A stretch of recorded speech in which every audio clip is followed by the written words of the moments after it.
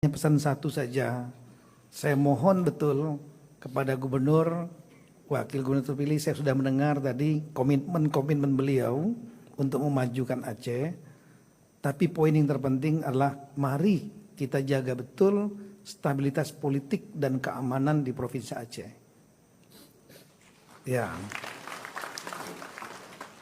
itu tidak mudah menjaga itu, menjaga politik yang stabil dan situasi yang aman. Kita semua pernah pengalaman pahit di sini, yang semua masyarakat di Aceh merasakan. Ya. Apalagi kalau sudah timbul korban, penyelesaiannya tidak mudah.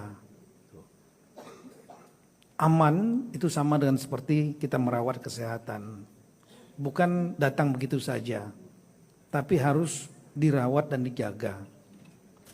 Kita tahu betapa mahalnya sehat kalau kita ada sakit. Sama betapa mahalnya aman kalau kita sudah merasakan dan pahit getirnya tidak aman. Dan kita bersyukur kepada Allah Subhanahu wa taala, Tuhan yang Maha Kuasa. Karena dengan adanya peace agreement yang dimediasi oleh salah satunya pelaku sejarahnya Pak Juha Christensen yang hadir di sini, keamanan itu terbentuk dan terjamin sampai hari ini di bumi Aceh ini. Ya. Dan yang dilantik saat ini sebagai gubernur, Bapak Muzakir Rahman adalah salah satu pelaku sejarahnya untuk perdamaian itu.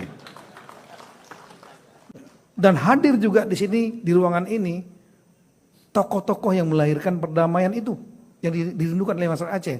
Ada Bapak Yusuf Kala yang berperan sangat-sangat luar biasa untuk menghentikan semua pertumpahan darah bersama Pak Hamid Aludin yang saya tahu, mohon maaf kalau yang lain saya nggak sebut karena yang ramai di media itu gitu.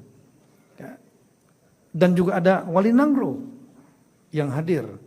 Beliau di sini adalah pelaku sejarah yang melahirkan rasa aman, damai, dan terjadinya stabilitas politik.